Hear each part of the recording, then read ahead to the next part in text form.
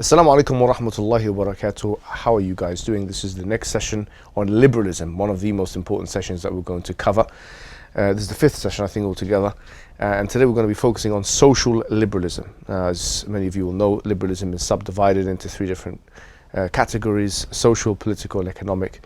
Today the emphasis will just solely be on social liberalism, and we're going to encourage more discussions within the group that we have here in attendance. So without further ado, I'm going to ask the Qari to read very brief lines in the poetry on social liberalism, inshallah ta'ala. فصل الليبرالية. من الهوى إلهه ليبرالي، لذته حاكمة الفعال، فأنت حر حيث لم تضر، فازني وشذ واشربن خمرا، فإن تسله عن زنا المحارم، أجاب فورا سيء وخارم، وإن توافقا ولم يحصل ضرر، وإن ذا مناقض ولا مفر. Now, these particular abiyat, or these particular lines of the poetry, were talking about social liberalism.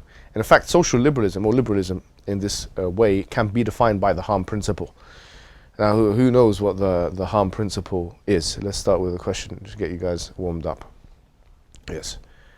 Here, please check it, yes.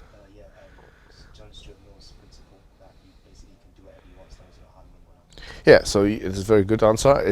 You can do what you want so long as you don't harm anyone else. In fact, some have defined liberalism thusly, using this particular principle. So you can do what you want so long as you don't harm anyone else. This is their ethic. Now the question is, why is that their ethic? There are many presuppositions at play here, really. But before we get to that, before we get to the kind of epistemology of it, or the philosophy of it, or the metaphysics of it, I think it's important to think a little bit about the application of it.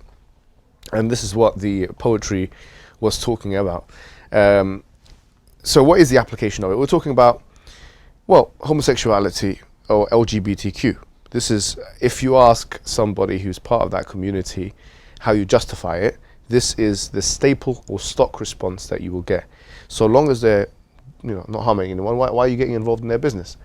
They are two people who are in love with each other, man and man, woman and woman, and they love each other. So why are you getting involved in their business? If they want to have intercourse with each other, rectally or anally or orally or otherwise, this is none of our business.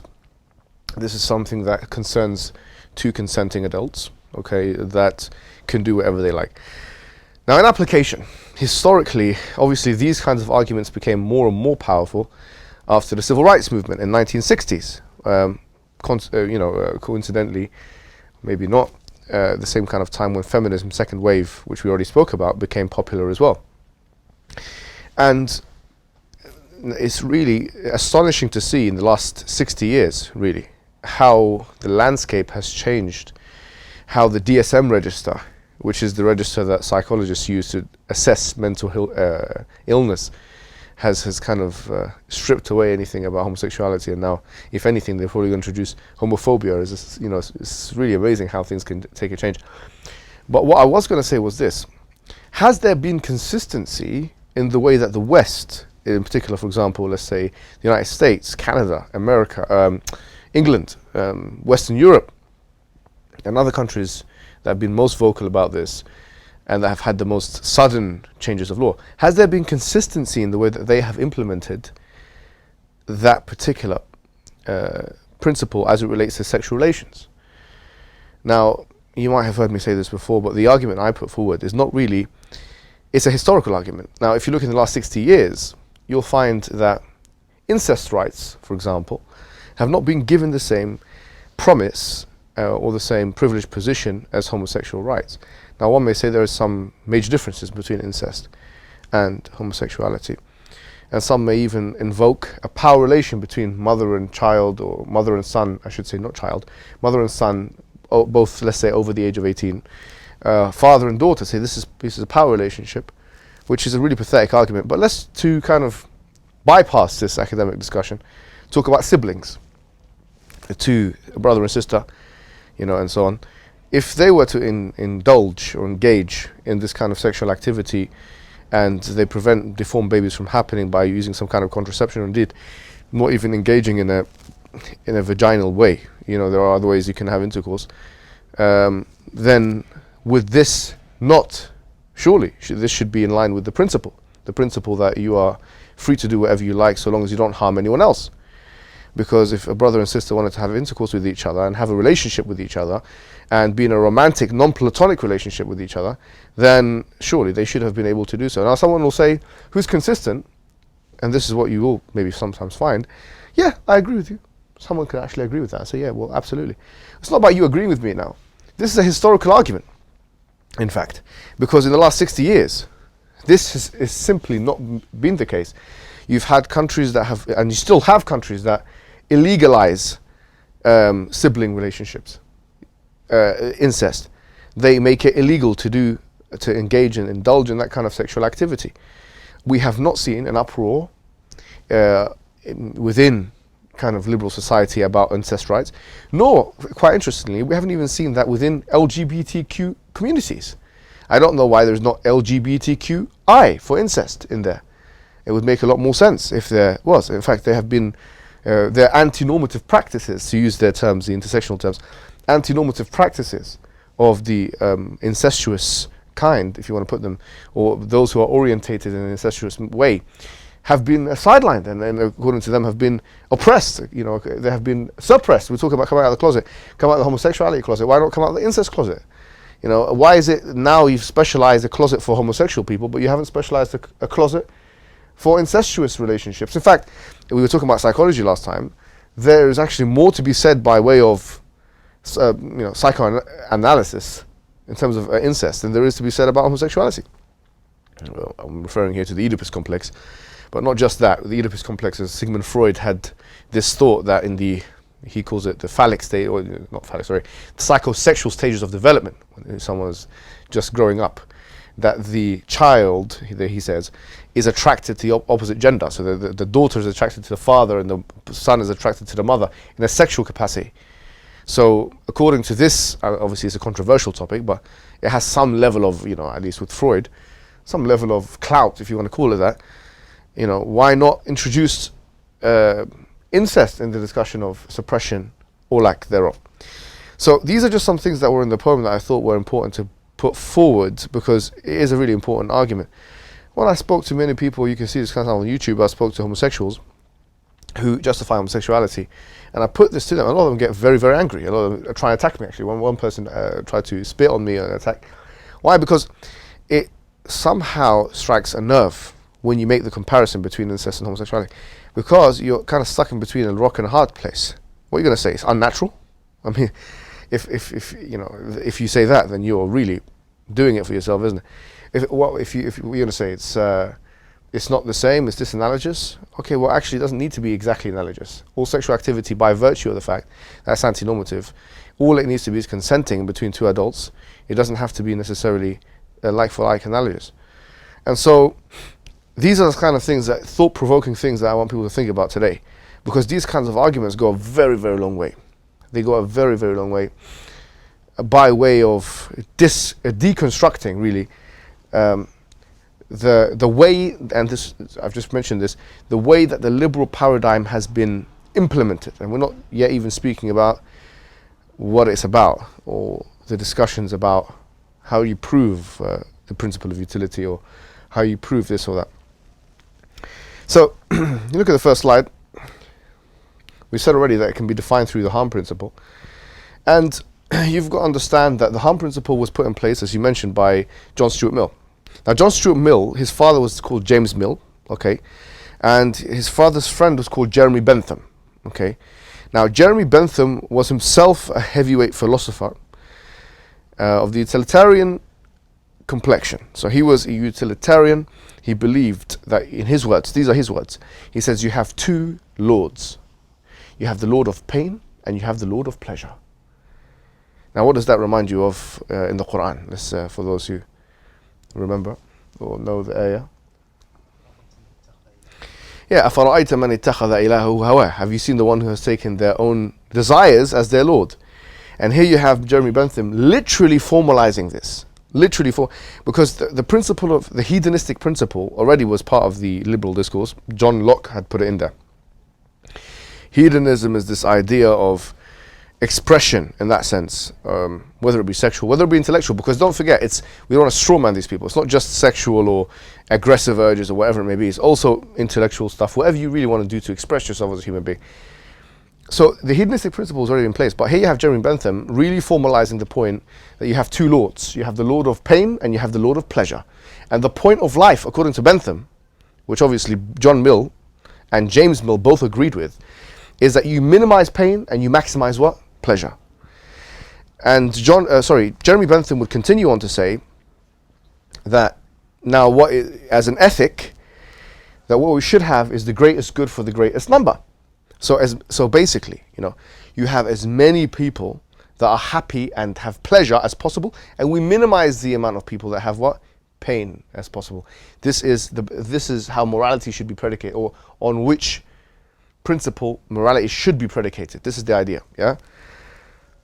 So someone can say, well, on that basis, why don't we justify gang rape? We get 10 women. Well, actually, we should say 10 men. If it was 10 women, it wouldn't be, I don't think, a controversial example. I think if we say 10 men, all right, and one woman, okay, and each man takes his turn on that woman, and she's obviously really suffering and pain and all this kind of thing. These are the actual examples they use in the meta-ethics, by the way. I'm not trying to be inappropriate here. Anyway, so in this scenario, there's more men having fun, enjoying themselves, getting pleasure. And the woman here it's 10 to 1 ratio, isn't it? So 10 men are having a good time, versus one woman who's not having a good time. So on strict utilitarian grounds, why should we ban gang rape? We should allow gang rape. We should, even if we put this with other examples, we should allow these examples, right? So Mill, this was his point of contention, if you want to put it, the bone of contention that he had. He said, look, actually, and this is why he put the harm principle in place. So it can facilitate non-chaotic, non-anarchical kind of structures whereby you can have as much fun as you want and pleasure and so on, it's great, it's good for us, so long as you don't harm anyone else. So the gang rape scenario would be disqualified on a million understanding, but it would be plausible, if you want, on the Bentham model, okay? But remember, I mentioned James Mill because this is the family that John Stuart Mill was from, okay? James Mill was his father, and Jeremy Bentham was his father's friend. So this is, he's growing up and he's being told these things. It's being justified to him. He's learning the arguments from his father and from his father's friend. So what kind of evidence? So let's see. We already spoke about the greatest happiness principle and what that holds. So this is what the proof is for Mill. So what? Because the question is, how do you prove that this is what we should be doing? Because when you say the word "should," now we're talking about morality. That we should be predicating morality based on how pleasurable we find things or how desirable things are. So this is what Mill says. Mill says the only proof capable of being given that an object is visible is that people actually see it. The only proof that a sound is audible is that people hear it. And similarly, with other sources of our experience, in like manner, I apprehend the sole evidence it is possible to produce that anything is desirable is that people actually desire it. If happiness, the end that the utilitarian doctrine proposes to itself, were not acknowledged in theory and in practice to be an end, nothing could ever convince any person it was an end. It seems like encrypted language, but we'll come to this, and there have been kind of modern day formulations of this. James Mill is a bit more candid, his father, and in his works, because he's written works, he wrote, the desire, therefore, of that power which is necessary to render the persons and properties of human beings subservient to our pleasures is the grand governing law of human nature. So what he's saying is, why should we predicate our morality on the idea of we'll do whatever it is that makes us happy and feel pleased and feel desirable to us? James Mill is saying it's an axiom. It's just because it's self-evident. Now what does that mean? It means we're not going to provide any evidence, because an axiom by definition is something which cannot be proven or it doesn't have an evidence to it. So he's just saying it's human nature. You are born actually with this thing where you just your pleasures and desires that come naturally to you, and so that's the evidence. So the evidence is no evidence. Let's say this is the evidence. The evidence is no evidence, and the argument is continued. Okay, so James Mill, in his essay on governments, he says each person acts only or predominantly to promote his own interest. Now, in ethics, there are two schools of thought which we will actually cover and do a special treatment on them. One of them is called egoism. Okay, now ethical egoism is the idea that we only pursue our own interests. We don't care about anybody else. We just want what's good for us. What is the opposite of egoism? Altruism. Yes, very good. Yes, very good. The opposite of egoism is altruism, which is that in fact we're living for other people. We're living for our family. You've heard this before. I live for my daughter, I live for my son, I live for my mum, I live for my wife, whatever it may be, for the country, for patriotism, nationalism, all of that. Living for someone else, okay? And both of those things, from our perspective as Muslims, are very poor ways to conduct your morality, okay? Both egoism and altruism. Okay, both of those are poor ways, but we'll come to that separately, and in fact, we'll have sessions on those because they're very important. But as we'll come to, Mill, especially John Stuart Mill, has been interpreted as being an ethical egoist. Okay, even Henry Sidgwick, who is himself probably one of the top 3, if not the top 5 utilitarians that ever lived, he interprets him as being an ethical egoist. He says that he's an ethical egoist. Why? Because he's talking about whatever serves one's own interest. Though I have to also add here that there is some level of contention on that point. I've mentioned that actually here. It's on the the next slide.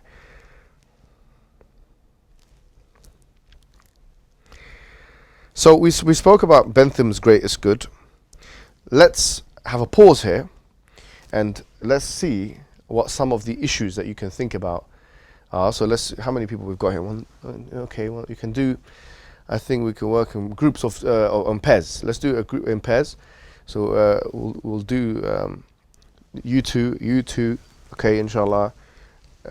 You two, and then maybe you can come with them.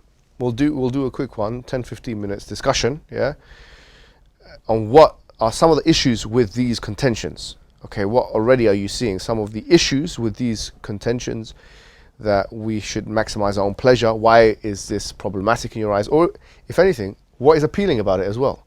So what are some of the issues here?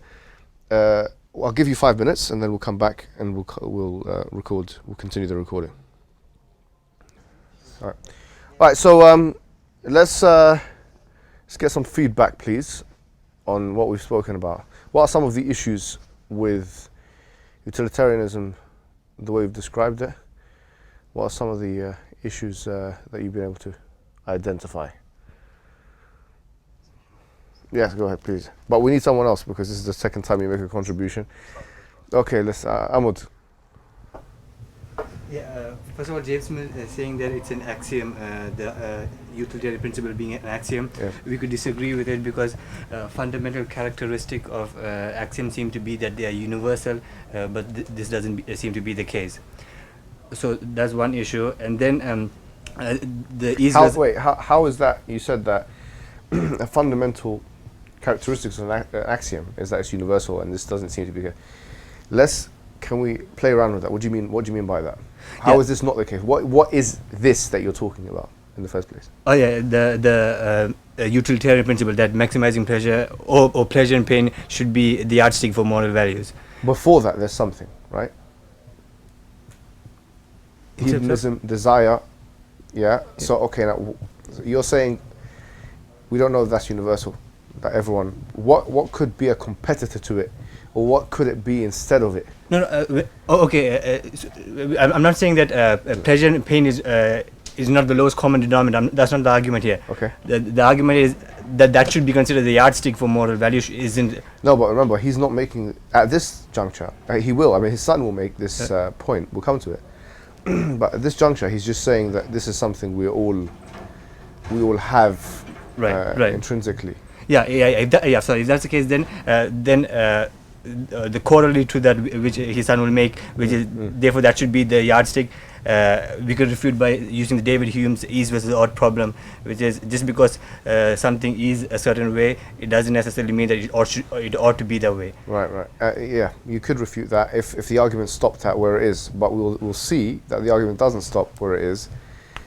We're going to come to some of the logical forms of what Mill, he tries to at least make the argument.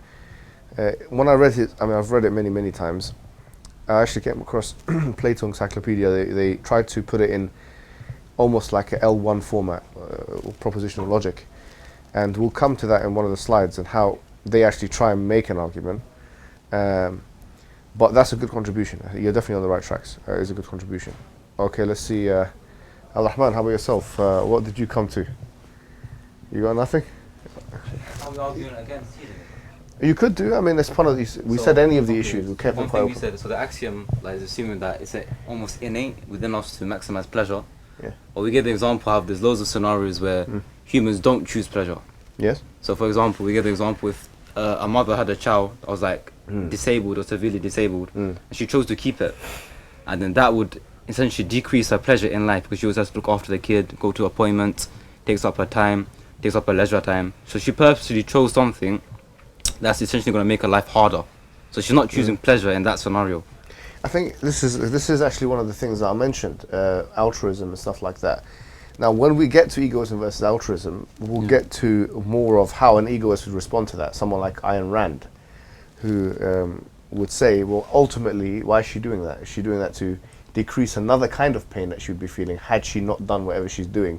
Okay. You see the point? Well, it's definitely against sensual pleasure, isn't it? No, I'm not saying that she's right or wrong. This is a very, very difficult question to get to the bottom of in terms of, how do we assert this, right? But the egoist will say, well, the example of the mother you gave, she couldn't live with herself had she not done what she done. Okay. And that psychological torment, they will argue, is actually an attempt to minimize pain, a different kind of pain. So there's two pains going on here.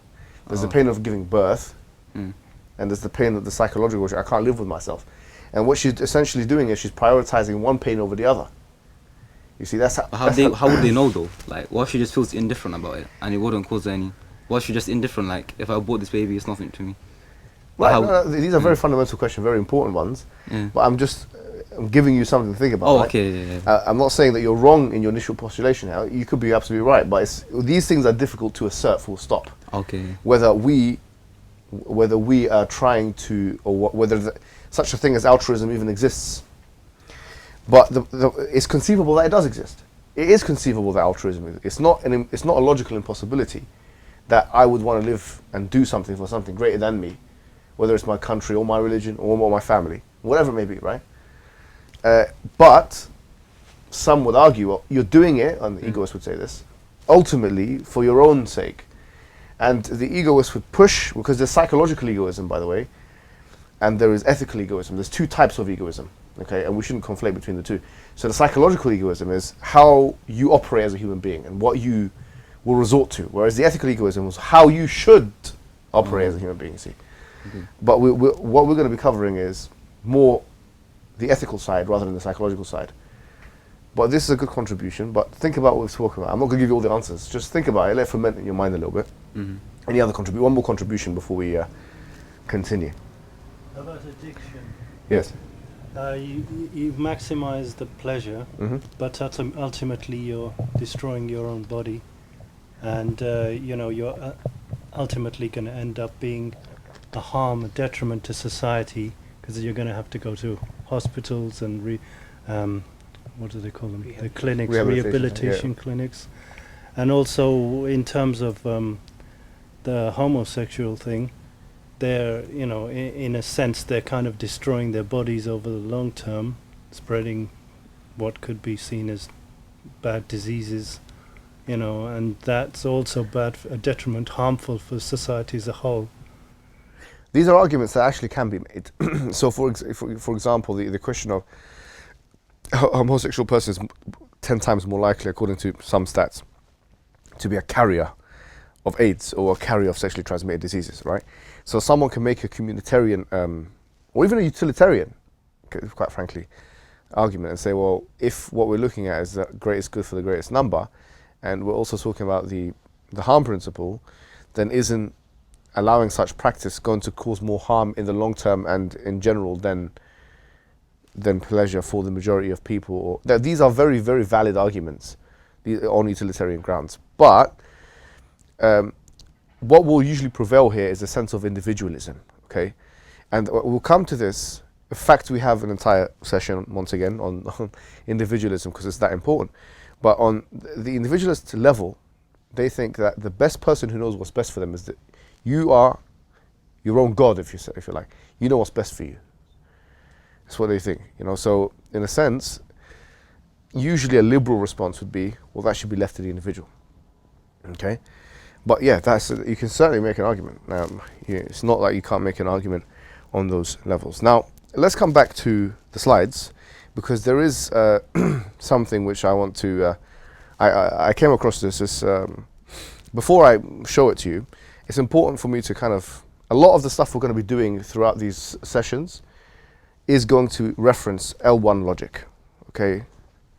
You know, logic has different, you know, languages. L1, which is propositional logic, L2, predicate logic. You have modal logic, S5, you have, actually there's different kinds of logic, yeah? Now, L1 is, in philosophy, it comes up quite a lot, okay? And it's not that difficult to be honest with you, to know it. There's like 9 rules that you have to know, okay? Now, these particular rules or syllogisms of some sorts are going to be presented to us, and we need to know how to interpret them. But what I will say today, because there is a syllogism here of some sorts, is there is a difference between validity and soundness, okay? There is a difference between validity and soundness. So a valid argument is an argument which the conclusions follow naturally from the premises. All men are mortal, Socrates is a man, therefore Socrates is mortal. This is a valid argument. But you can have a valid argument which is also unsound. You can say I don't know, you can say either God doesn't exist, either 2 + 2 = 5 or God doesn't exist. 2 + 2 = 4 or God doesn't exist. 2 + 2 = 4, therefore God doesn't exist.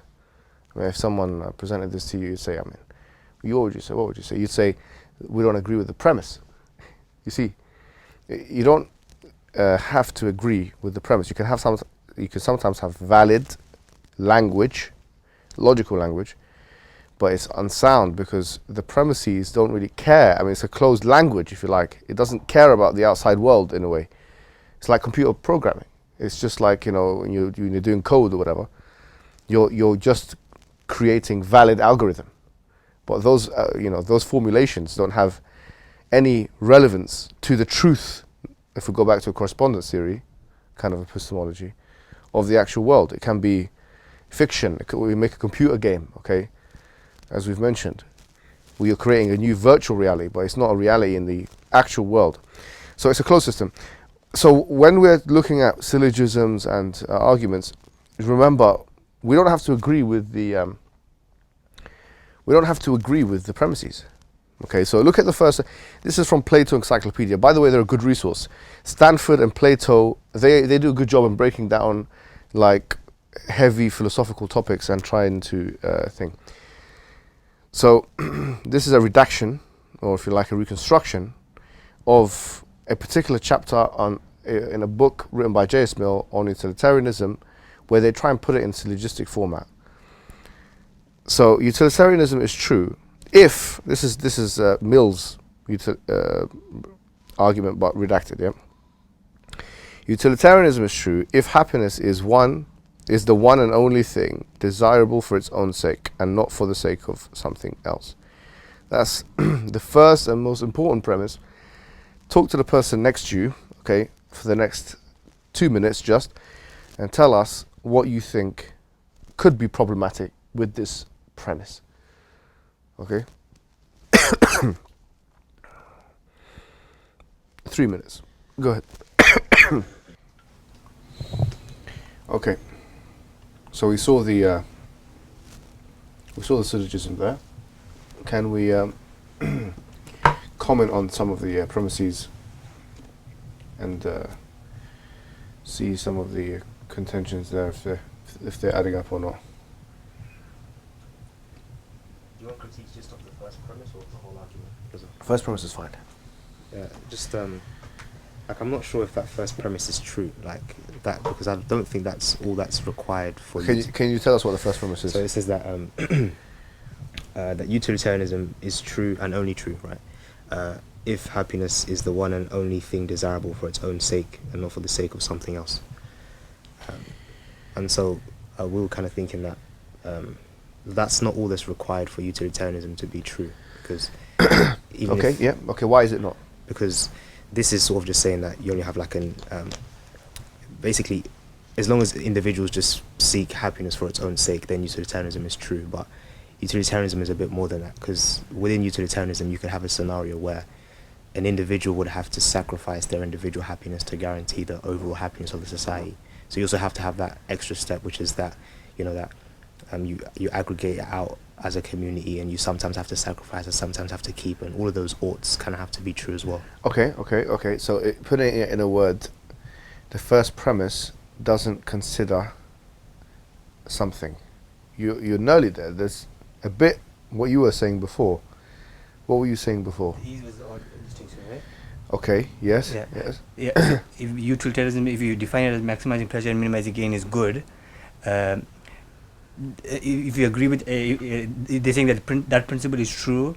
If happiness is the one and only thing desirable for its own sake, but even if you agree that happiness is the one and only thing desirable for its own sake, that doesn't necessarily mean that therefore we should maximize pleasure and minimize pain. So it's moving from a psychological distinction to an ethical one. Right. Yeah. Because in the first premise, it's just telling us the state of nature. Right. But it's not telling us anything about ethics. Right. This is extremely important. In fact, it's so important that this has been so heavily refuted in moral philosophy. So heavily refuted. In fact, the credentials of Mill has been put into question, especially in his use of the word desirable, by the way, which we'll come to.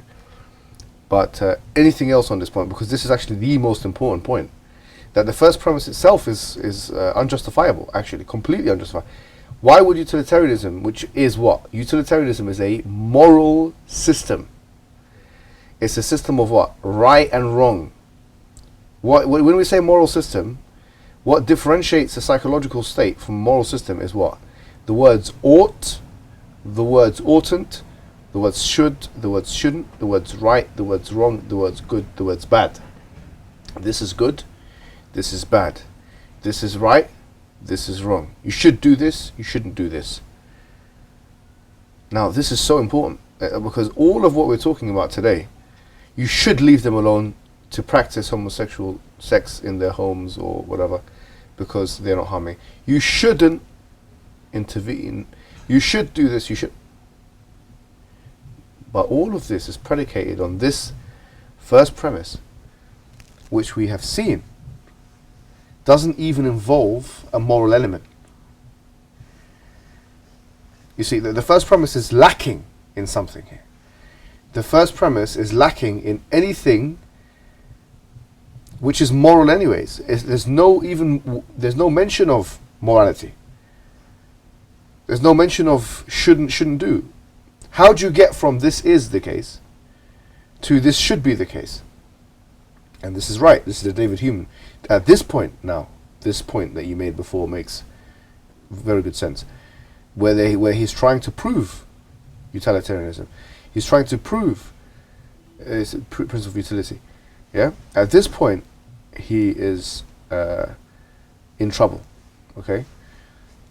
But there's even more problems here. Okay.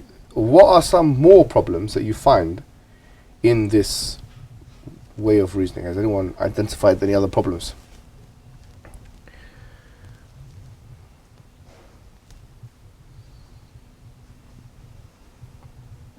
I've given you a hint. In fact, I'll give you a minute. Look at the next slide, because it has some of the answers, okay?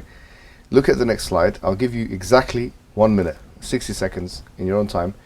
Look at the next slide and come and when you're ready. Yeah? Yeah, good. You're thinking, yeah?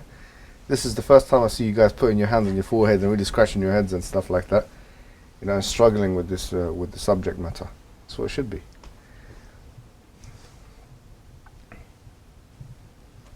Don't worry, I had the same experience, I mean, when I looked at this the first time.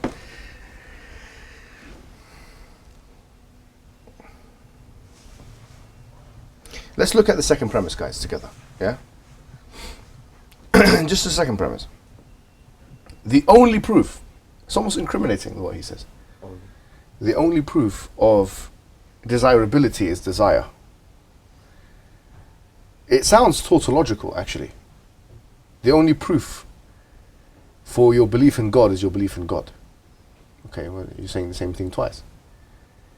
What do you mean the only proof for desirability is desire? What does that actually mean? There has to be a distinction between desirability and desire if the only proof for desirability is desire. And why should it be a proof anyway? These are just assertions at this point. The only proof for desirability is desire. Let me scratch my head, let me think about that. This doesn't make sense. This is the problem. This is why we're not getting it. Because it's nonsensical, it's invalid. Why is it invalid? Because the way this guy has used the word desire. Okay, you'll see it in the what does he mean by desire? He means, is it something worthy of being done? Something that should or shouldn't be done? Or is it something that one wants to do? These terms are being played around with here. Are we saying, in the second premise, the only proof that something is worthy or something should or shouldn't be done or ought or oughtn't be done or something is right or wrong is that people do it? Is that what we're saying? We say that's no proof at all. Simple as that. That's no proof at all.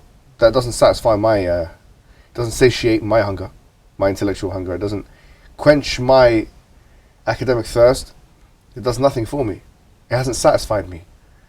Has it satisfied you? Don't think it's satisfied me. What do you mean? The only proof? Let's think about this, guys, please. The only proof for desirability, which is that something should or shouldn't be done, or that something should be thought of in those ways, is that people desire it. People desire everything. Like, different people desire different things. Everything can be desired. So, what is he saying? No. Yeah. He doesn't care about that. We are jumping again. How are we jumping? It's plausible that people could desire bad things or immoral things. No. Don't say this, because this. Remember, he is establishing morality. He's not talking bad things. Then you're begging the question, and you have this bad thing already, and no. It's not that people could be. He's saying what? He's saying what you said before. Okay, this is how it is. Therefore, it's how it should be. Or the only proof that things should be the way they are is that they are the way they are. As in, from what point of view then? From the point of view of like utilitarianism? Like in that moral framework? No, we're not even there yet. Not even there. We're not even there yet. So when he says it should be like that, why is he based it on? This is the question. Oh. This is the $1 million question. What are you in fact, can we see that he's basing it on any? Has he got something basing on it? I really want you to struggle with this, guys. Is there any evidence here? Like he's just saying that the only proof that you desire something is that you desire it. Like it doesn't.